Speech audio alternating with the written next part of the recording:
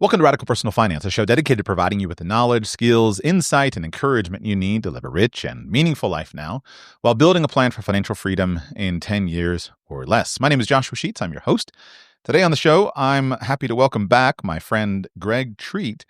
Greg's been on the show a couple of times, and I think we're going to be here for a while because Greg and I have hit it off. We've talked quite a bit, and I find him to be an extremely stimulating and inspirational interlocutor. And so I'm going to harvest the power of radical personal finance, and I'm going to just simply record some of my conversations with Greg and share them with you as podcast episodes. So Greg, welcome back to Radical Personal Finance. Thank you. Great to be here. If you were going to give a quick introduction for any of my listeners who may not have heard you, go ahead and do that, and then we'll get right into the meat of the content.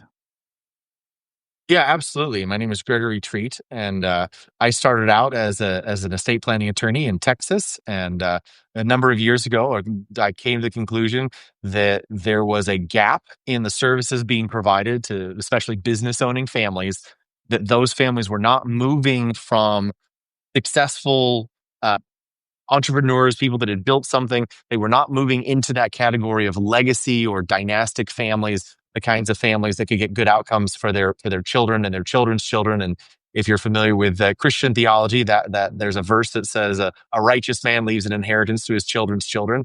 And so that's a point of concern to a lot of the clients that I work with. And it was, one of the implicit promises that we were making in the law firm that I worked for to our clients. And I really felt like there was a need for someone to bridge that gap and help the culture and the family practices that get the families those legacy outcomes that they were really asking for.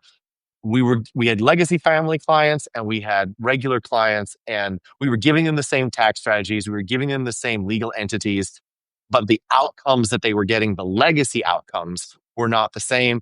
And it wasn't a legal problem. So I decided to become a consultant and fix it. Yeah.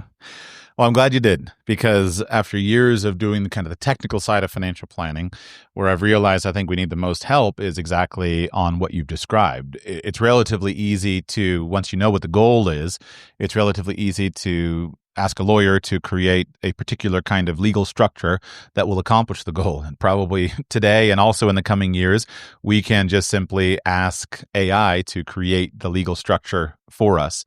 But what is missing is the vision casting. And so we need to work on doing the vision casting so that people know what they're building and know what they are working for. So as we introduce this topic, I want to start by just kind of describing a scenario. And the scenario that I'm going to describe here is specifically my scenario, because I want to use me and my life as basically the structure for our conversation. So I turned 40 recently, and in preparation for my 40th birthday, I've spent a lot of time thinking about my life, thinking about some of the successes, some of the failures, some of the things that I wish were different. And overall, I'm in many ways generally happy with a lot of what I have accomplished. I think most of my goals, I've hit most of my goals. Usually it's taken me about twice as much time to hit them as I thought it would, but most of my goals in life up till now, I have hit. The challenge is that if you realize that, you figure out you have to kind of build something bigger. And one of the things that has engaged me for many years is basically to build a family and a household that will be useful and impactful in the world. I remember when I was in my early 20s, before I was married, I read a sermon by a guy who was talking about having a multi-generational vision. And he described how in the Bible and a couple of places that thinking down to your grandchildren's grandchildren is something that is listed in several places in Scripture.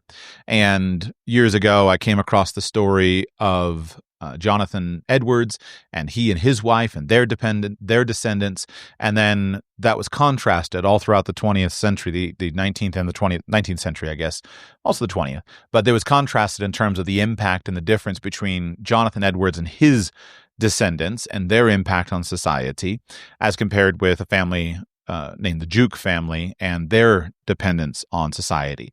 And that sermon is not heard very much recently, but that was something that captured my attention when I was in my early 20s. And I've gone on and I've made all kinds of some progress on various things. I started Radical Personal Finance, which was helpful. I got married. I had children. But in many ways, over the years, that vision kind of slipped. I didn't know what to do with it. And the last decade has been kind of a haze for me, primarily due to just having lots of babies, right? We now have 6 children. And so I kind of felt like through the middle of it, I didn't really realize, but everything got blurry all through the middle of it. And I just wasn't sure what to do. And then a few years ago, I came across this term called the Great House. The term great houses is something that I heard over the years. It just resonated with me in a way where I thought, I want that. I had a similar experience with Dan Sullivan. He wrote a book called The Self-Managing Company, and he'll walk up to the board in front of a room full of people, and he'll write the self-managing company on the board, and he'll turn around to his audience and he'll say, well, how many of you want this, what I've just written on the board, the self-managing company? And we all raise our hands. We're like, yes, I want that. He's like, but you don't really know what it is. Like, no, I don't know what it is, but I want it. And so I have the same reaction when I hear the term great house. That's like, who wants a great house? I want a great house. Like, I definitely want a great house. I don't know what it is, though, but I definitely want it. So I want to begin with just a little bit of vision casting. And I want to ask you, what is a great house? And then we'll go to how can I get one?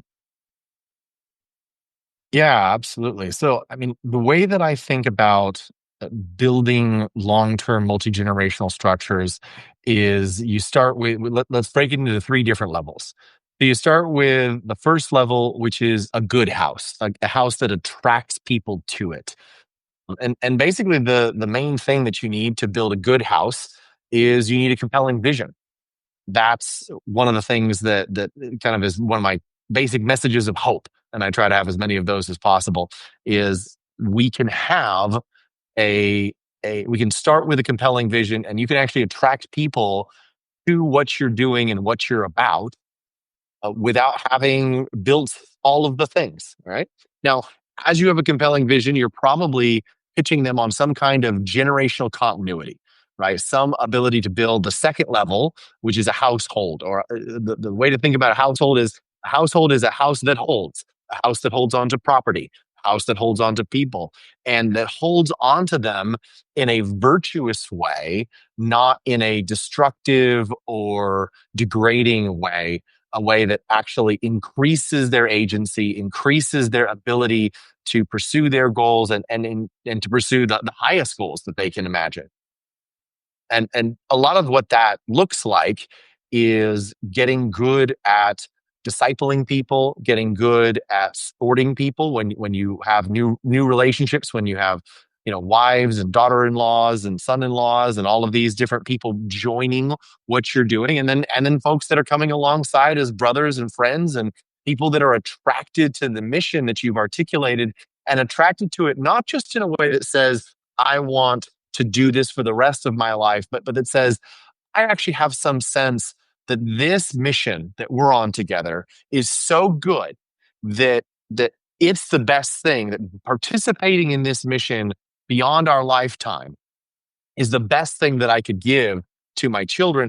And that means that I want them to be able to continue participating in this thing that we're building to my children and my children's children. And as you were saying, maybe my grandchildren's grandchildren will even be able to participate in that. The household is where you start to be able to do that, where you start to build the skill set that says, we don't have a plan where we liquidate relationships where every 10 or 20 years, or maybe, from a long-term plan, every 40 years, every lifetime, we say, okay, we built something, it's great, but now it's done, and the main linchpin has died or is retiring or is getting paid $1 bajillion to go right off into the sunset. So all you people, we're done, and now you get to be chopped up by private equity. You have a plan that says, no, we believe that as business models expire, because business models expire, right? There are the things that you do that make money right now, the things that make something into productive property right now may not be good business models 10 years in the future, or even 5 years in the future sometimes. And certainly, as you go 30, 40 years down the line, you start having to say, well, the things that we are doing for money right now are probably not going to generate the kinds of profits that we need in 30 or 40 years. So you have to get good at the fundamental problem solving skill, which is what do we do next? And what do we do next with a strong bias towards we are going to keep the properties that we have acquired. We are not going to sell the properties and take the money and go looking for new property, right? And especially, that's kind of the starter skill is the property piece. And then especially, we're going to keep the people. We are going to believe that the investments that we have made into people, the training that we have given them, the discipleship, the spiritual transformation. I mean, sometimes it's just more business transformation, but frequently this is spiritual transformation. And we are going to believe that the things we have taught to the people in our world are so valuable that our team can pivot to anything and still bring enormous value. And you see that in stories in the startup world, the stories like Slack, which Slack actually started with some. It wasn't it what the company that they had formed was not about building a messaging platform. The company, it was trying to build some other piece of software, which every now and then you can, the founder of Slack, you can still find interviews of him talking about the other piece of software that he started Slack for. And he still really loves that idea, but it never went anywhere market wise. But he had built such an incredible team that when they needed to solve this problem of, well, how do we collaborate as a team and do our messaging with each other, our internal messaging, they built something that was so amazing that they went out and sold it, right? And then the other great example, kind of the metascale example that I think is one of the signs that our culture as a whole is moving in this direction is the PayPal mafia, right? The PayPal mafia is they do not let go of people. The people in their world, these high performing, high quality folks, Elon Musk and Peter Thiel are still very clearly connected and talking and having conversations. Thiel appeared on Ross Stewart show. I'm not sure I'm pronouncing the journalist's name correctly, but he appeared and he said Elon is thinking about this, Elon is thinking about that. So they're clearly thinking, and these people that have all gone on to be enormously successful function in many ways as a network or even a unit when put under pressure. And that is the kind of confidence that you need to have as a leader to be able to hold on to people and to hold on to them generationally. And then once you've done that, once you have mastered that skill of generational momentum, then you can build and build and build. Because we think about what happens with most folks, right? They get sent out at 18 and they have to start from scratch, and they get in debt and they go to college and they spend the bulk of their career overcoming the debt-based decisions that they make in the early part of their lives. And that means that it's not until their 40s or even 50s, many of them, that they can even dream of starting starting entrepreneurial ventures that they can think about, okay, what is the big thing that I want to spend my life on? They just can't do that very well. So I think that that's a critical piece of understanding that lifespan. And then my framing of what a great house is: a great house is when you have gotten so good at that process of keeping generational momentum, so that you know how to launch people and you know how to keep them connected to you while they go and do great things. Um, the other people, non-family members, start coming to you and saying, hey, we want to join with what you're doing. We want to commit to the mission. And our status is raised by being associated with you, right? You think about there's a community in El Segundo, California, and a number of companies that Peter Thiel has invested in the founders. I'm bringing up Thiel again. They've moved themselves and their families to El Segundo.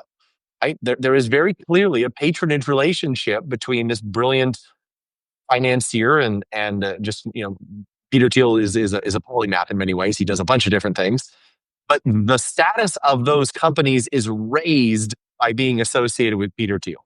Okay, and one of the message of hope that I want to bring to people is these principles do not require the billionaire status that Peter Thiel has. You can implement these same things at much lower levels of wealth and still have an incredible impact on the people in your world and hold people together, create generational momentum and continuity, and build what will become a great house. And I think when you've gotten to the great house piece, when folks start to come and ask you for help, when folks start to come and ask you for advice, when your house, the organization that you have built is now politically relevant. And this is a thing that many folks have described. There's a real estate investment company in New Hampshire that he describes it at a very small scale, that he acquired a number of apartment complexes, this gentleman, and he got a phone call from the mayor of the town, and he said, I'm the mayor of the town, and he goes, oh, well, why are you calling me? Basically, he didn't have any frame for why this person was calling him, and the mayor kind of cocks his head sideways and goes, "You own 15 to 20% of the apartment units in my town. I want to know what makes you happy.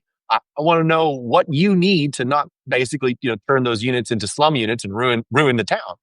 Um, and that's a very small scale, right? But I think when you have a great house, there are people that are going to recognize, hey, we have to consider what this family wants because they're going to be around.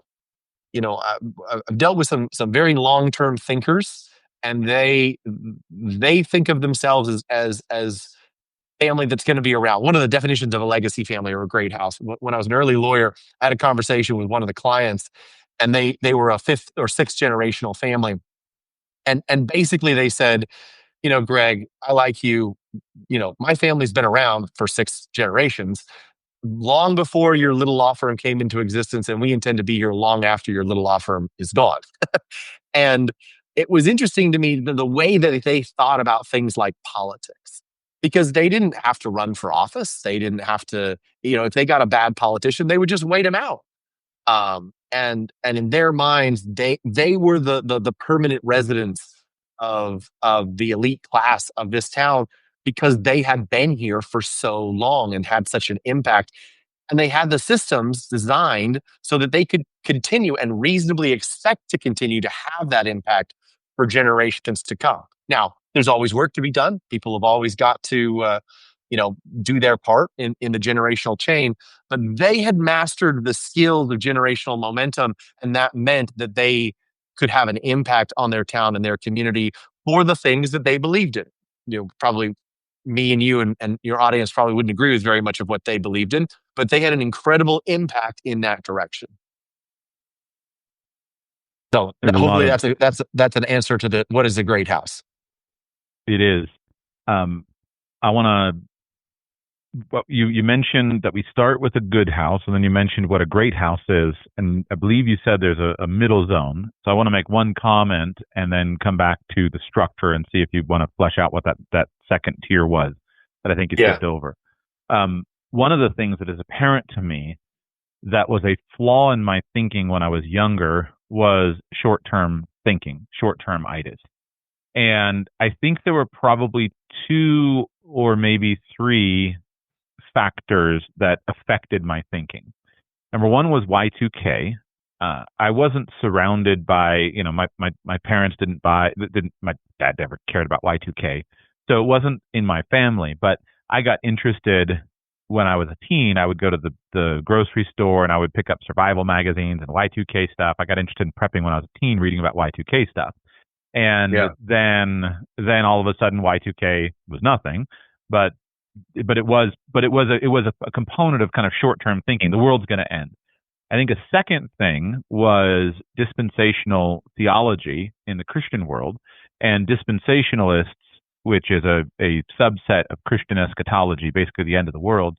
Dispensationalists are very fond of predicting very short-term dates as to when Jesus is going to come back and the world is going to end. And there was huge mania when I was growing up around the year 2000. There was huge mania behind, that was when Tim LaHaye and Jerry Jenkins' Left Behind series was just all the rage. And so in many of the evangelical Christian circles that I was a part of, it's just basically accepted as common common fact that of course the world is probably going to end within, probably within 3 years, if we're lucky, but, more likely within about 3 weeks. And I think that that infused and suffused through like my thinking in a way and our culture and in a way that is hard to deal with. And then the third thing is I see in that has continued is in the American culture, we have such a short term thinking in terms of 4 year presidential cycle to 4 year presidential cycle. And every 4 years, like this is the only thing that matters. We could And relate the this most important to election of our lifetimes. bingo. We could relate this to, global warming. Well, by the year 2015, then all the oceans are going to rise and the whole state of Florida is going to be buried underwater. So there's just such this constant, these cultural pressures that I lived in for a long time with regard to short-term thinking. Another error in my thinking is that when I was a young financial planner, I got super interested in early retirement. And this is the FIRE movement, the financial independence, early retirement move and craze. And I've been a part of that. I've been kind of on the periphery, but I've also been a part of it. I've promoted the ideas. I've talked about it. And when I first figured out that if I could just save 75% of my income, I could be financially independent in 7.5 years, that was earth shattering for me. And so I didn't think about 50-year plans and 100-year plans. I dismissed those longer term plans and I focused on the 10-year plan. And now, as I'm getting older, I've realized I don't really have any use for the 5 year plan or the 7.5 year plan or the 20-year plan. I want to think about the 100-year plan. I want to think about the multi-100-year plan. And I'm realizing the power in that. I haven't done this show yet, but it's on my list of podcast topics. But I've realized the power of basically people thinking about the 100-year plan.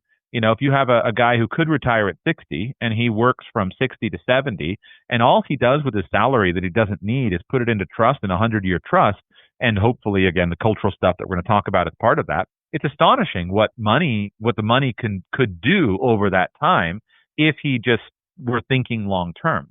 And so I want to be a long term thinker. I want to excise from my life all of that short term thinking.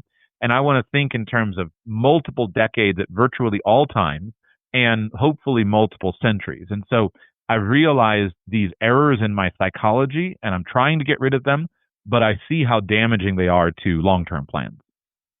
Absolutely. Absolutely. Yeah. And I think, the let me start by just kind of giving the three levels again. And then I'll tell you a story and we'll see if we can and if that helps. So the first level again is a good house, right? On the first step on the path to a great house is a good house. And a good house is a house that has a compelling vision where you are able to communicate to your children, this is what we're doing, and we want to do it with you forever, right? And your children and the community that you surrounded yourself with. In a little bit, I think we're going to talk about there's some folks in your world that you're working to bring in, and how to think about those kinds of relationships, because when you start thinking generationally, even with non-family members, even with employees, it's more difficult. The standard American corporate structure doesn't serve us terribly well if we're not pursuing the standard American exit, right? Which is we built the company up and we sell it for $1 bajillion, right? You start with a good house and you get that compelling vision, which is a vision for how we're going to hold on to people, because that's the second level. The second level is actually going and doing the vision and proving that you know how to hold on to people and how to hold on to property in a virtuous way, which means that they continue to give you value, right? And that you continue to be a blessing in their lives, right? This is a long-term win-win. And I think what a lot of people think of, they think of people as disposable. We do tend to think of people as disposable, and we think of people as having kind of fixed skill sets. Um, and obviously, there's a sense in which people there are limits to what people can learn in a given lifetime, and the whole you can't teach an old dog new tricks. But hopefully, by the time that they're an old dog and they don't need to they don't need to learn new tricks, what they probably need to be doing is mentoring. What they probably need to be doing is holding spots that where their loyalty and their long-term faithfulness are really what we're taking advantage of here. And just parenthetically, what I'll say, I know a guy whose entire business is going around in manufacturing and trying desperately to extract from the brains of these, mid 60s, late 60s men who know how to build things. But you do all the different things that you do, because most of the time when somebody like that retires, the business doesn't even know 90% of what they did for 6 months until it's absolutely mission critical and they've got to pay a bundle to get around it, right? So you need to have a confidence that says, I am never going to throw you away. And I'm wise enough, my heritage, my family, in the ancient world, one of the reasons why you would never say no to someone who made an honest, sincere request to join your household is because to say no, to say, hey, we're not going to take you in, would be to say, and let's assume that they would work, he who shall not work shall not eat, right? That's a reference to somebody who is staying in your house they're experiencing long-term hospitality, right? Short-term hospitality, it's okay not to work, but if you're staying in somebody's house and receiving hospitality for any length of time, usually more than a couple of days, frankly, it would appear in the ancient world that Paul is writing in, you worked on something to benefit the house, right? And if you've got somebody that's willing to work and you turn them away, what you're saying is, I don't have the wisdom to incorporate a virtuous person into my life. And not only me, but my father doesn't have the wisdom, and my household doesn't have the wisdom, and my God doesn't have the wisdom. Right?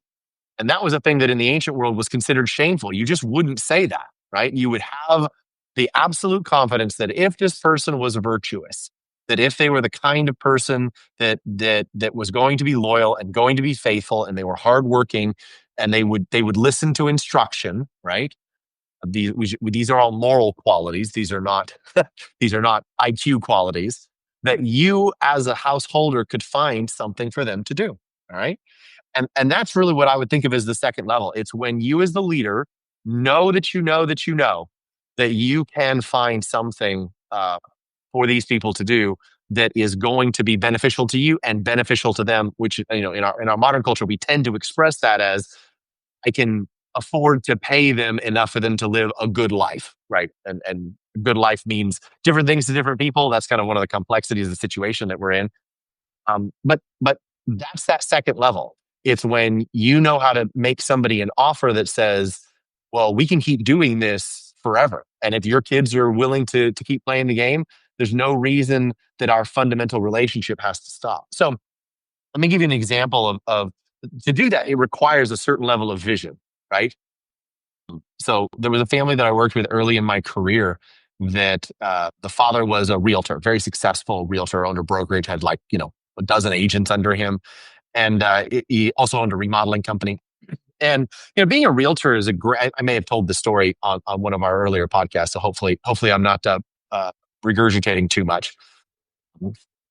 But he owned a realtor brokerage, and being a realtor is a great job when you're poor, right? Or when you're not very successful as a realtor, because you're home all the time, and when you have once a month, when you really need to pay rent, you get down on your knees in the living room and you pray really hard, and the phone rings, and your kids see you, doing that dance with God, and it's great.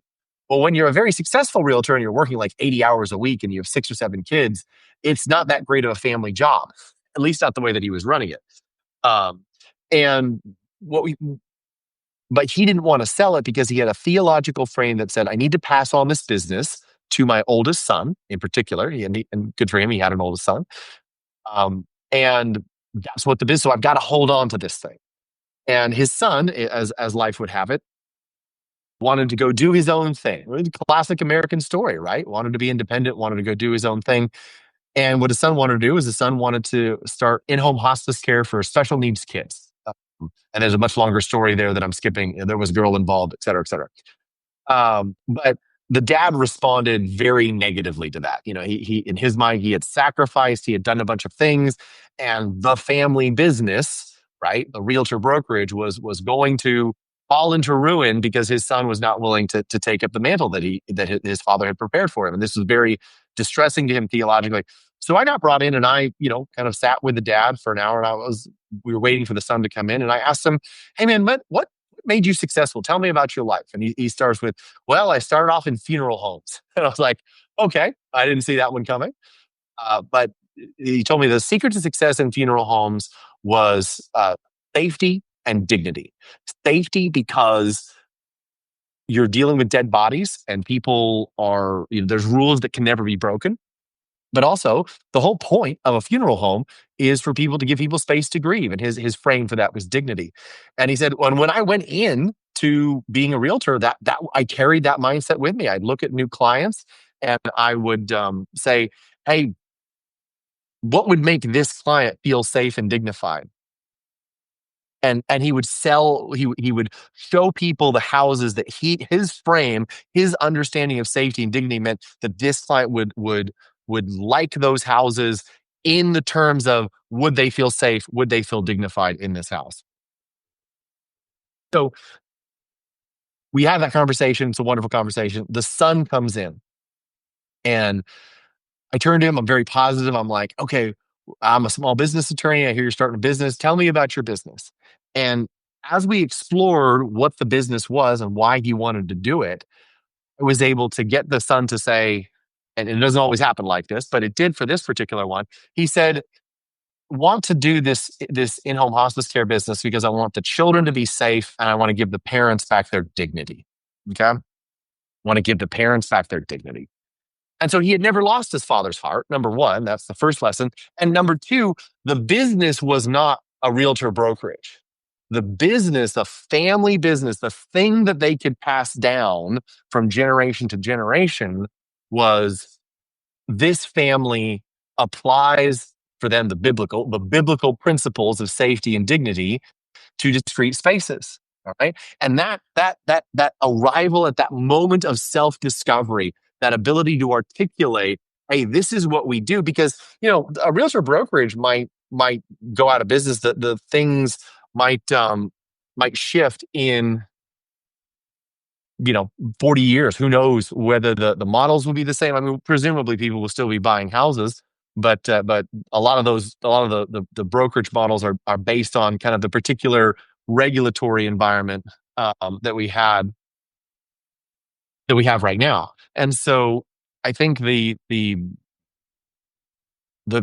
thing to recognize is that framing of what is the business of the family, what is it that we're doing, and understanding it in this generational calling is really critical to building that house. Because then you can say, hey, in 40 years, we're still going to be applying the principles of safety and dignity to spaces. That's a business model that's never going to go away.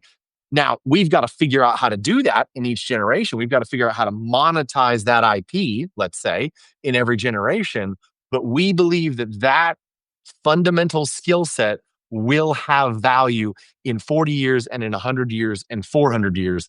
And that is what it means to have a household, right? Because based on that, it's almost a mission, right? There's an implicit mission in that skill set of not only do we know how to make spaces more safe and dignified, we have in some sense an obligation, what you might call a calling to accomplish that in the world, right? And then you can think about what would it look like if a house like that was allowed to develop, was allowed to grow, was allowed to become the kind of house where there is a family in Fort Worth that I'm aware of that's involved in the HVAC industry, and I would consider them a great house. And about 25 years ago, they started training their HVAC professionals, their HVAC service to a certain level of certification, higher level of certification than any of their customers.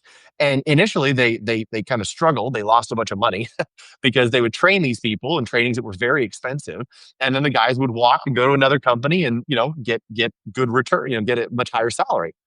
But over the course of 5-10 years, not only did they change the face of HVAC in Dallas Fort Worth to the point where it became obligatory. Everyone had to train their people to that standard in order to employ them. But they also had guys that they knew, they had their phone numbers, they knew their history, at every level of the HVAC industry in this massive, this great city that called Dallas Fort Worth, and that gave them there's some they were able to affect change in regulatory procedures. They were able to shape the industry and shape the scope of business that they were involved in an incredibly greater way than they had ever anticipated. And that was the result of them having a longer term vision about what it meant to be involved with people, right? And what it meant to bless people. I Does don't that know does what that my family's, yeah, I don't know what my family's like vision is or our calling is. I don't, I have some themes that are important to me, but I don't, I don't know where to begin with that. Like, and I think about my business, or at least Radical Personal Finance. When I started Radical Personal Finance, all I wanted was to, I liked talking about money, and I thought it was fun, and I wanted to build the backpack lifestyle where I could go anywhere I wanted in the world and never have to report to anybody about my time, and build a 4 hour a week, job, and make $100,000 a year and travel the world, and like that was it for in the beginning. yeah. And that's changed a lot in the last couple of years, but I don't know what my, like, again, I can sketch out themes that are important to me, but I don't know what my vision is. Yeah. I mean, I think the thing that I would do is I would take a look at your family history, and I this is one of the things that I do for clients is sit down and look at what did your parents do? What did your grandparents do? And you're looking for overlaps in skill set, right? You are an incredibly gifted communicator. By all accounts, certainly some of the folks that you and I know in common. Your oldest son is certainly showing all of the signs of being a high level communicator and able to speak to people and share things with people. I mean, you both have a gift for languages, right? And there are the thing that we're looking for when we do those deep dives on people and on their history is what what are the long-term needs that you feel called to go after. And one of the things that you've talked to me about is that you have an incredible you see a lot of things in education, and we might even say Christian education, that are lacking, that could be better, right? I mean, do you think that you'll be able to fix all of those things within the course of your lifetime? That's a, how's that for an obvious rhetorical question? No chance at all. Right. No chance Well, at but all. again, and obviously you don't want to shackle your kids into this, but I think there Right. is if you pour your life out for a goal and the goal is not met, and you tell your children, hey, you know, this is the goal of our goal. If you can tell me, because and you've done this, right? You have talked to me about what a high quality education would be like. I mean, let's take languages for example, right? I mean, if um, you've done some incredible work on how to stagger languages, and we cultures have gone through. Actually, one of the reasons why I think that this is a very doable goal is because cultures have gotten to the point in the past where it was typical for educated people to speak 4 or 5 languages. There's places, Hmm. it goes cultures in the world right now where that's true, right? Right. And so, but it's not true here. It's not true in America. It's not true in the land of your birth and the land of your citizenship. Um, so what do we do about is that a thing that we want to say? Well, that's just how we are. It's just how it is, and we want to let it go. Or do we want to, and what does it mean when we don't know how to speak languages? What does that mean for communities? What does that mean for a lack of ability to build bridges, a lack of ability to handle, immigrant communities? What does that do to our world if that's who we are? Right? Is that a problem that we might need to solve? And you could say, well, let's look at our skill sets and let's figure out how we solve that. And if you put that in front of your kids, that this is something that matters to you, that you want to see the whole world go in this direction where the teaching children languages is just a solved problem, right?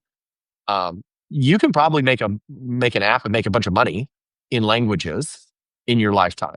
But getting to the point where okay, we have a culture that says teaching children languages is just a solved problem, that's going to take more than you, Joshua. Right? We think about history, right? There's a lot of mistakes that we are making unnecessarily because a bunch of them were made 400 years ago or 800 years ago in our world right now. And we have not gotten good at teaching people how to read their history. Number one, to know their history, but to know their history in a way that allows them to apply it to our current world.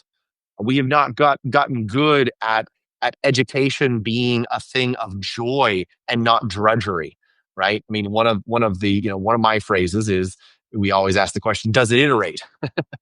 And one of the things I've seen is an unfortunate number of homeschool kids whose mothers poured their lives out in sacrifice for a dream of homeschooling that was frankly rather joyless. That was a pure sacrifice of the mom and of her time and sometimes of her health. And that mom's children have decided that they will, either as wives, if they become wives, that they won't do that, and her sons are deciding, I won't do that to my wife, and so their children are being educated differently, quite differently, I suspect, than their grandparents hoped, right? And so we have to get good at solving the problems in ways that carry generational continuity that can be replicated over and over again. So. But in terms of vision, you have a number of big visions that I think will clearly be relevant when you retire and when you pass on. And if you can put that in front of your kids and say, hey, I think, oh, son of mine, that one of the first pieces of confidence that you have to have, right, is the confidence to look at your son in the eye and say, you know what, our family is gifted in these areas, and that means that you're going to be better, maybe not than everybody, but that 99% of the people in the world that are even maybe 99% of the people that are trying to solve this problem, you're going to be better than them. And that gives you the Spider-Man talk, right? With great power comes great responsibility. If you can have an impact on the world, like teaching children languages a solved problem, and it would be a good thing for that problem to be solved, is there not a great calling, a great and mighty duty in that? Yeah, it's to the extent that I can articulate it. I do have a bit of a global vision. A lot of that is tied up with where I believe the world is going. When I look forward 1,000 years, and what is necessary for human flourishing, right? I can articulate those things. But when I think about it, what annoys me is when we have problems that we could solve and we don't. Like, there's just so many constant little problems and frictions in lives, even in my own life, and things can be solved very simply and very straightforwardly, and yet we don't seem to, and people are out there trying to start from first principles and solve new problems, when in reality this was solved 800 years ago. All you got to do is just do this, this, and this, and then this is probably going to work out, and we haven't really changed that much in the last 800 years. And so that's what lights me up, is to try to find a problem and then find a solution, and then see those solutions trialed and tried until we can prove them, which is why we're having this discussion now, because it's a problem and a set of solutions. I want to go back to something you said and give an example, or I think that is really relevant, and I want to tie it in. You were talking, and you used the patronage word that we haven't gotten to today, although we've talked about it in the past, and I want to talk. We'll discuss that probably in a future episode. But you discussed about the idea of basically, I can't remember if you said it, of taking responsibility. And I have made a conscious choice. I described a minute ago, that when I started this my current business, Radical Personal Finance, I was just purely thinking about me and my wife and my children. And I didn't never wanted employees. I didn't want these relationships because I didn't want the responsibility. And as I've hired people over the years, I've made a lot of mistakes in that because of the responsibility that comes from that. And I treated some of those things as transactions, not commitments. And that's not. I never mistreated anybody. I have nothing to atone for with regard to mistreatment. But I didn't. But I felt that heavily. And over the last 6 months since I met you, one of the things that I have thought about is a lot about taking responsibility. And before I met you, I developed this idea in the context of career advice. Is as I've done career coaching and career planning, I came to believe that one of the most useful heuristics for a man to have is just simply to take responsibility for things. And that anytime you find that there's something that somebody should take responsibility for, just go do it. And or if responsibility is offered, just say yes, accept it, and then crush it, right? Do it. But I have not done that in the past with people because I felt limited. I was like, I can barely take care of myself. I can barely take care of me and my wife and my children. How can I go and do it for other people? And I thought it was practical. Like I thought, well, I don't have enough money to take care of that person. And so I just have to solve that. I got to make a gazillion dollars. And once I make a gazillion dollars, then I can do it. But I, I, I believe, and I'm offering this to you to comment on, but I believe that that's not the order. I think it's the other way around. And what has convinced me of that is the question of adoption. And here I mean adopting children. In years past, I would talk to friends and I would say quietly in confidence, I would say if I knew that there was somebody who would potentially, if a couple conceived a baby, I would just say, listen, if you ever conceive a baby that you don't want, please don't abort it. I will adopt your baby.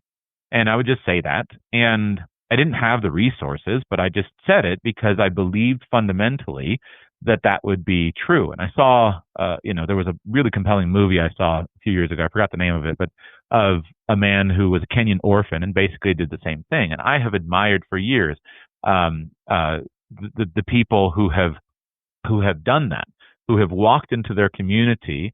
And I forget the guy who did it in London, super famous Christian guy, but his name. But I've admired the stories of these people over the years who looked at children running around in the street and just simply said, I will not live on a street where there are homeless, hungry children sleeping outside. And they walk out into the street and they bring them into their house and they provide for them. And often it means that they have nothing and they are living on faith, from morning to morning with no food, and yet they are still committed to providing for these children. Now, in the American society that I've grown up in, I've never seen a hungry child on the street, right? We hide them. We murder about 1 million of them a year, and then we hide the rest of them away. And when my wife and I were newlyweds, we went and started looking into adoption. And I was like, this is nuts. Like the amount of money we're going to spend to adopt a baby is just crazy. But yet my heart is still that like I will do that. And so over the years, I would make that comment to people that I thought there was some chance that if they became pregnant, that they would abort their baby. And I just said, listen, your baby can have a good home. I will take care of him. As I thought about that, I realized that there is no limit for me and what I am willing to do to save the lives of babies who would otherwise be murdered. And if you handed me one, I would bring that one into my home and I would raise him as my child. And if you handed me the 1 million of them that we murder every year in my country, I will find 1 million homes for those children no matter what. Like I will kill myself doing the work that's needed to find homes for those children if that were a responsibility that is placed upon me.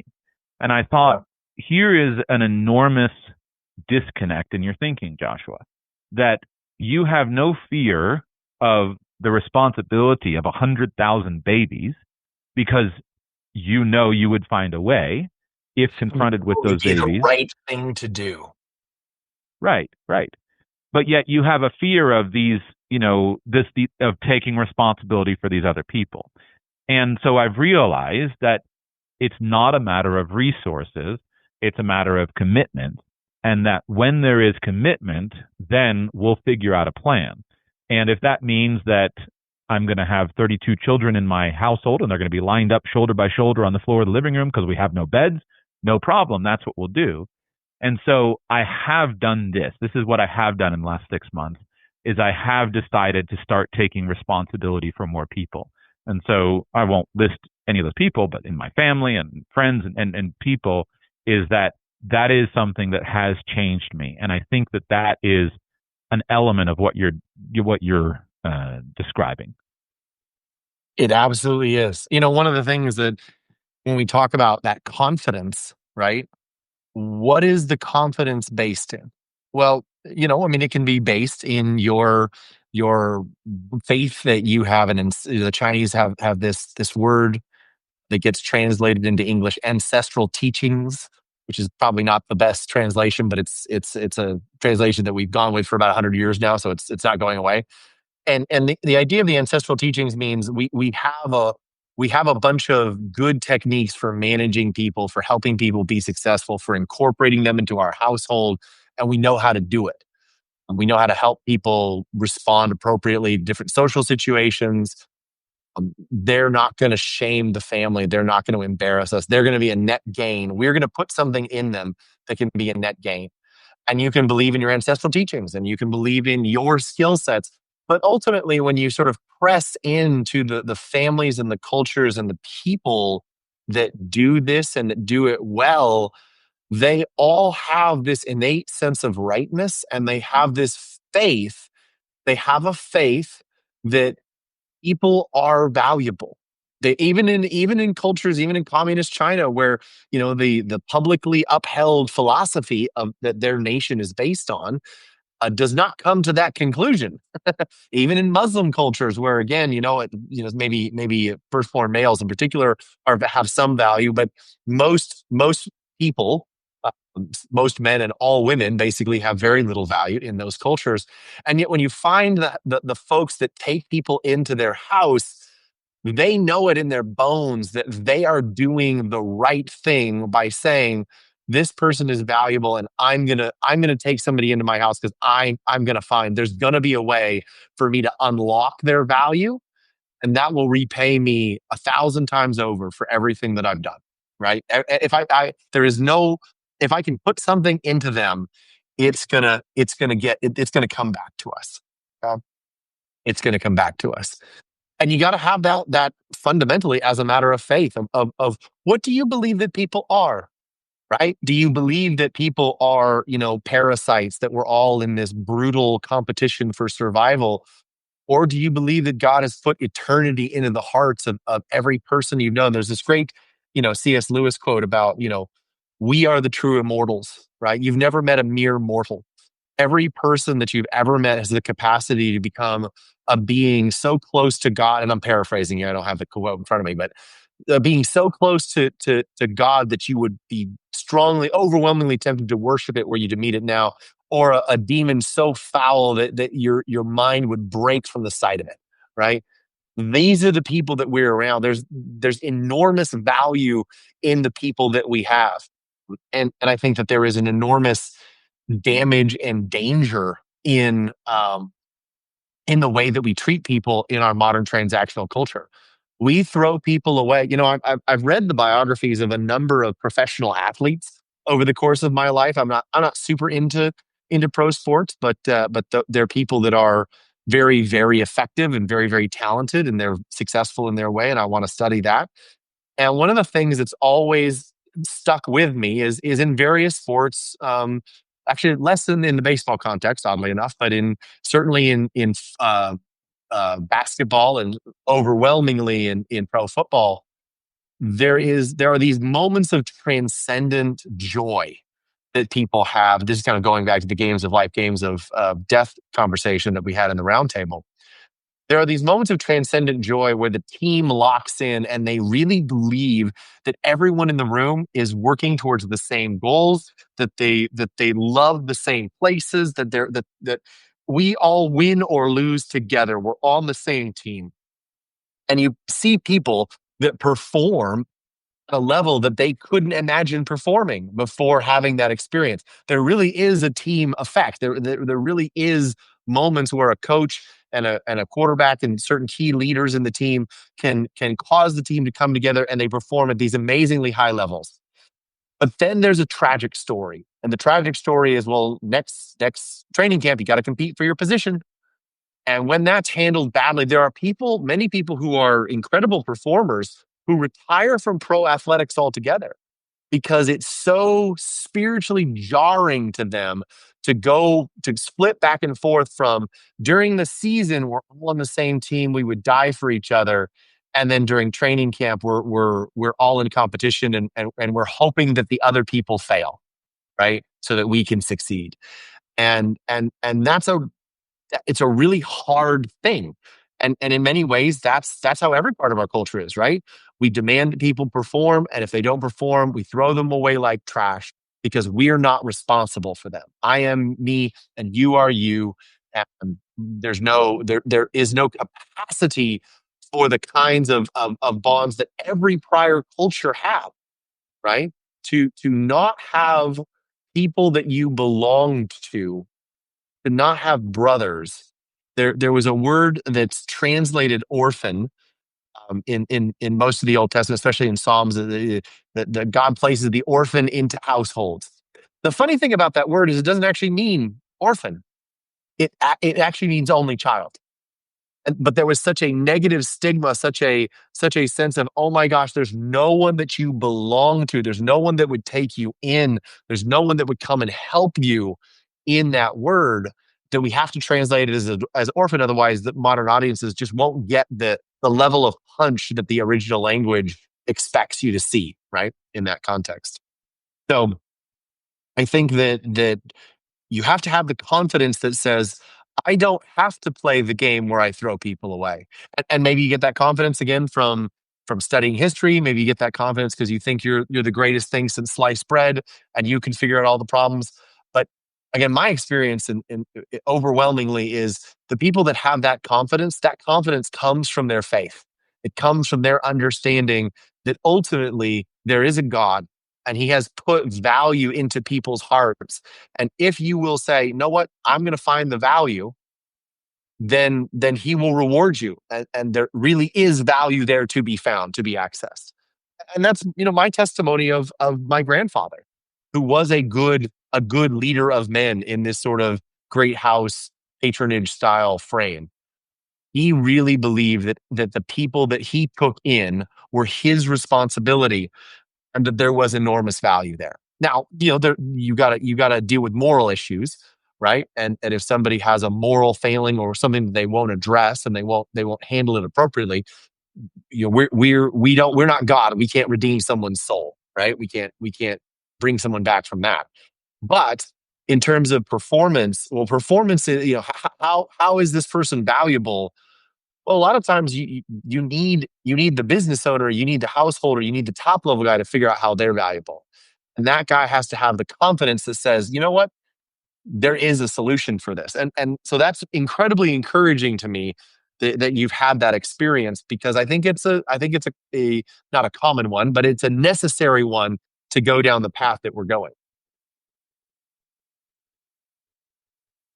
I think the reason I wanted to talk about this subject is because, to me, while having strong households might not solve every problem in society, it would sure get rid of at least 80% of the list. And it's interesting, I said I don't know what my vision is. I don't know what my calling is. But as you were talking about that, I was talking about the meaning of that scriptural word that is translated as orphans. I was just thinking of my own father, right? And so, in the years that I've been alive, there's at least 20, probably more. I mean, I couldn't 20 to 30 times that my parents have had various people just living with them who needed a house, needed a household, needed a person. And, of all of our family holiday gatherings, the vast majority of them have always included our family and then whoever didn't have family. And what's fascinating that I've observed over the years, watching many, I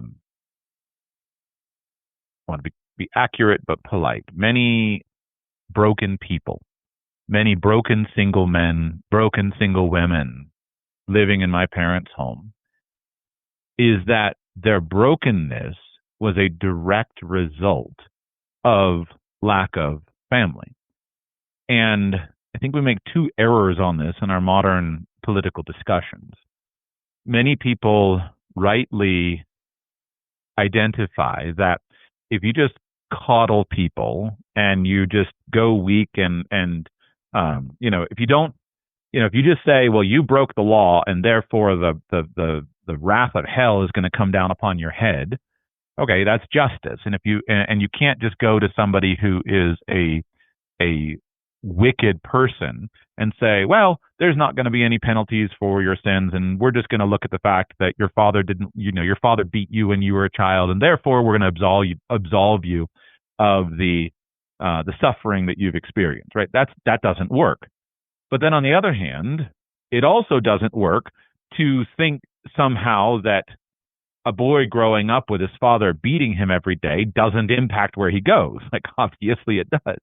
And so finding that role for the government to punish the evildoer has to always go with the role of you and me to love the person who is unloved. And I remember a number of years ago, there was a man who my parents had taken in, and he had spent 20-something years in prison. And over the years, I got to know him a little bit and got to know his story a little bit. And it was so obvious that the path that he went on in life and the fact that he was in prison, where he was horribly abused in prison and just completely immorally treated, but it was a direct outcome of the catastrophic childhood that he had had. And it was such an evil thing to see a man who could have been a pillar of society and yet whose entire life was a waste because of the lack of love that he had experienced as a boy. And by telling him the story, I'll start crying on the microphone, which I don't wish to do. But, at the end of his life, many of those things were corrected by my father and by the love that he showed for this man. And he had an opportunity to start over, but it was too late in the sense that he was already an older man. And so he experienced love, which was a very powerful thing, but there was no time to be productive because of the love. And so we have to fix households, broadly speaking. We have to fix households because households are the pillar of communities. And what I like about that word and what I like about some of the discussions that we've had is that thinking about those things purely in terms of a husband and a wife and children, the so-called nuclear family, that's good. And it's probably a good step, but it feels thin and selfish. That if I'm only thinking about my wife and children, then I'm basically replicating a version of individualism. That if I am going through life as a single man and I don't care about you or anybody else, I just care about me, virtually all of us would acknowledge that does not build a healthy society. But I think I've spent much of my life thinking about, well, the way we fix that is by helping people get married and have children. And then that family is at the centerpiece of society. But in reality, it's less selfish and less individualistic than the first version, but only in a matter of degree. And it needs to go out from that. So when I think about a household, I like, or a great house, it necessarily includes people who are not blood relations. which to me seems really important to spend time thinking about and planning for, because I want to live in a society of that band of brothers. My entire life growing up in America, I have never experienced, outside of my family and of my church, I have never experienced that sense of camaraderie.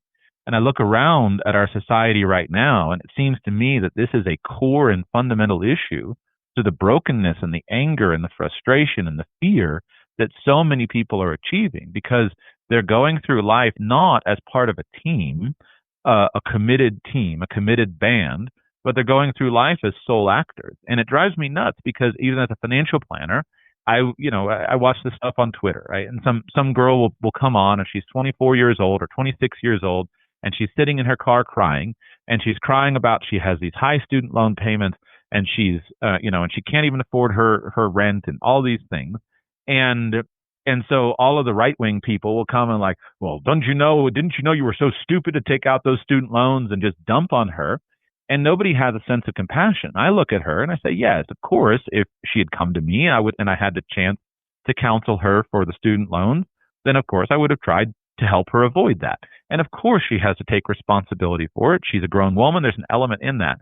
But I just look at it and I say, we failed her, right? We failed her because instead of her being part of a committed band, a family, a household, she's trying to go out and take the world on by herself, and everything is tilted against her. So I'm rambling, but like, to me, the reason I care about this subject is that if we can make progress in our generation, we can improve the world that we live in, and we can help to see our neighbors flourish and do better by ending some of the fatherlessness, some of the loneliness, some of the isolation, at least where we may have contact. And that's my dream. It's a good dream. It's a good dream. And I think, we, the, one of the things that we talk about when we talk about, sustainability, what is real sustainability? What actually allows you to do something over and over again? It's being able to do it profitably. It's being able to create value and get that out of the marketplace.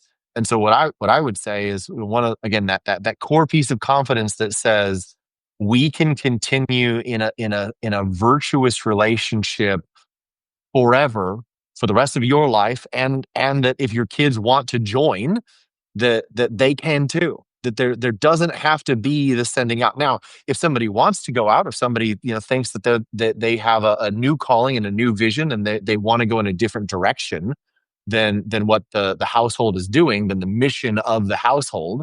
Well, great. And there are people who have significant personal missions, significant personal callings. They talk about the pastoral calling traditionally was seen in that way.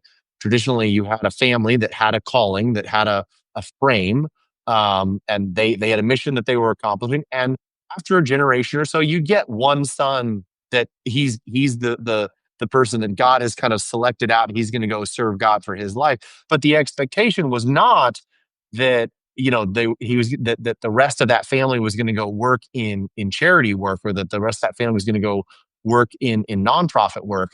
The expectation was, well, that's a personalized calling for that person that's going to go off and be a pastor, that man that's going to go off and be a pastor.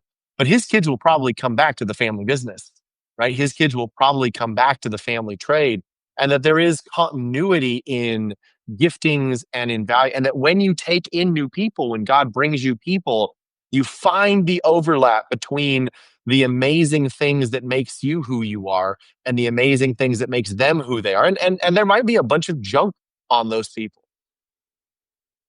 But if we believe, if we have that confidence that says, no, there is value, and my God has given me the tools to uncover it, then why wouldn't you do this? And why wouldn't you do it with all of your life?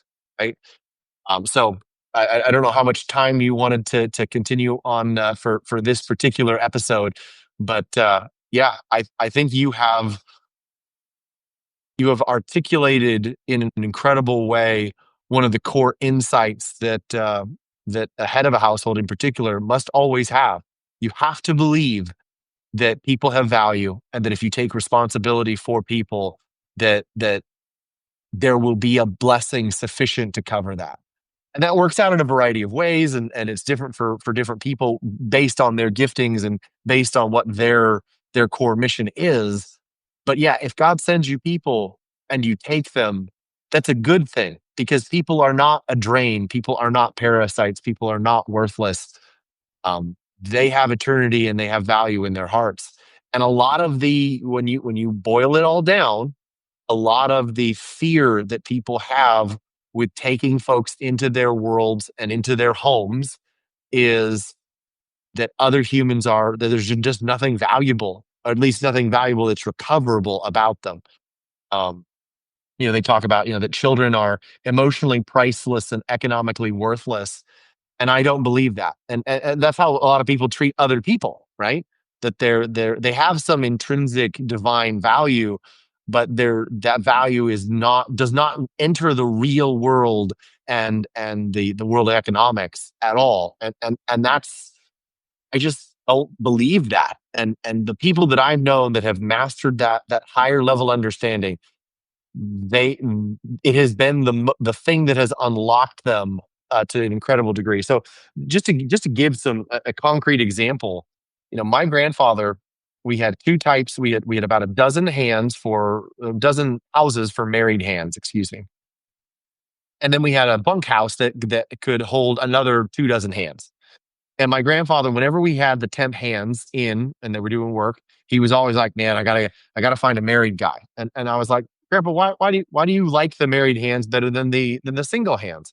And he goes, "Because for a married hand, I can teach him more. He'll stick around. He's more reliable, and eventually I can get him to the point where he will create 2 or 3 times as much work for 20 or 30% more money." um, and basically the way that he did that was, my grandfather considered himself very good at marriage. And he would fix the marriages of the people that came to him. You'd have people that came to him, and and a lot of what was going on with their marriage was they were under economic pressure, and my grandfather kind of relieved the economic pressure. But he would also teach the guys, "Hey, here's how you treat a woman. Here's how you speak to her. Here's how you speak to your children. Here's how you solve problems." And if genuinely there was a problem that needed money to solve, that the guy couldn't do what my grandfather was saying, because there needed to be money. Well, my grandfather would figure out a way to get him the money, right? Or to make that thing happen.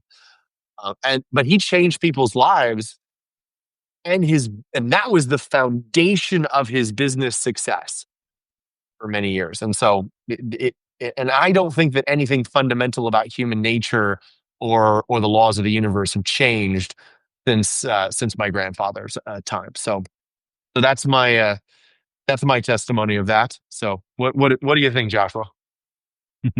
I was planning to wind it down before you even talked about winding it down. Not that we're going to end the conversation. We're just going to end it for today and pick up in a future episode. So I want to end with that quote that you alluded to. I had not heard of it, but I pulled it up, and it's from a C.S. Lewis book called The Weight of Glory, which I have not read. But this is a beautiful quote and a beautiful sentiment. It is a serious thing to live in a society of possible gods and goddesses.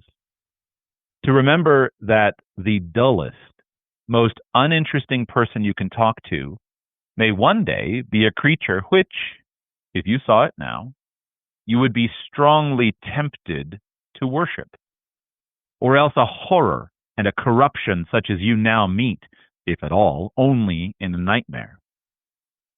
All day long we are, in some degree, helping each other to one or the other of these destinations. It is in the light of these overwhelming possibilities, it is with the awe and the circumspection proper to them, that we should conduct all of our dealings with one another, all friendships, all loves, all play, all politics. There are no ordinary people. You have never talked to a mere mortal. Nations, cultures, arts, civilizations, these are mortal, and their life is to ours as the life of a gnat.